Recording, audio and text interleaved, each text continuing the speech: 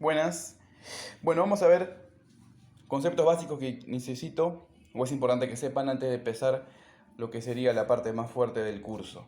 En principio, el primer concepto que tienen que saber es el de materia.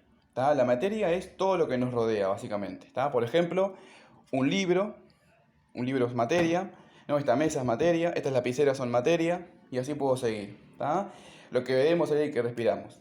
La materia, como dijimos, es todo lo que nos rodea y además de eso, la materia tiene masa. ¿Sí? Si esa materia además es sólida, le vamos a decir que lo vamos a llamarle cuerpo. ¿Tá? O sea, ese libro tiene masa, el libro este tiene masa, bien, o sea que es un cuerpo. ¿Tá? Lo mismo que las lapiceras.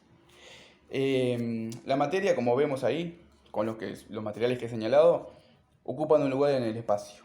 Y aparte, o además de tener masa, también tiene otras propiedades, como pueden ser la fuerza-peso, la densidad, la temperatura, el volumen. ¿Tá? Todas esas se conocen como magnitudes, que es el segundo concepto importante que tienen que saber.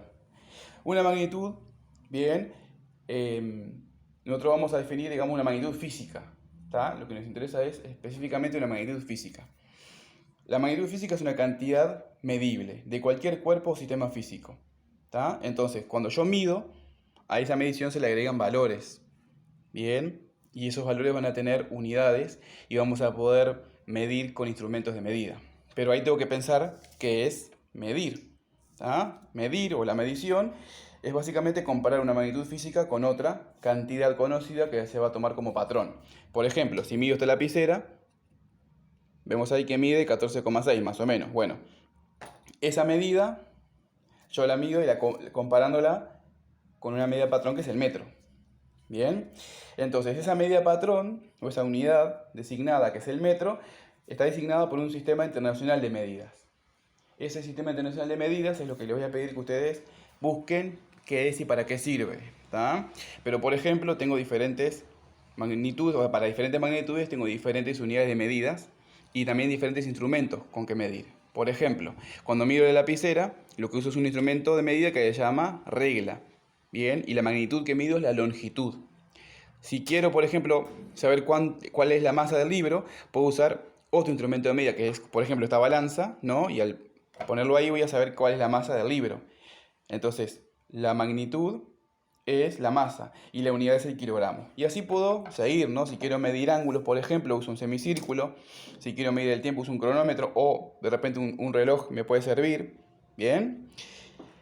Todas esas magnitudes han trabajado otros años seguramente.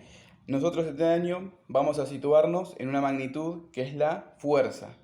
Bien, la fuerza va a ser como a donde queríamos llegar con todo esto de las magnitudes. ¿Tá? O sea, la fuerza y otras magnitudes. La fuerza en principio, por ahora lo que vamos a decir de ella es que es una magnitud que es estrictamente vectorial. Después vamos a comentar qué significa eso. Y aparte la interacción entre dos cuerpos. Bien, bueno, por acá quedamos. Después vamos a seguir ya midiéndonos más con lo que es la magnitud fuerza. Bien.